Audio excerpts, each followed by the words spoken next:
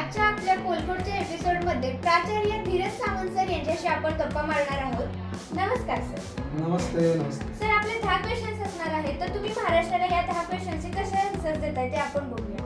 नक्की. तर सर, आपला पहिला क्वेश्चन असा असणार आहे की 10वीच्या मुलांनी या शेवटच्या दिवसात अभ्यास कसा केला पाहिजे. नक्कीच. खरं तर 10वीच्या आता शेवटचे उरले काय 5, 25, 30 दिवस शिल्लक आहेत, बरोबर.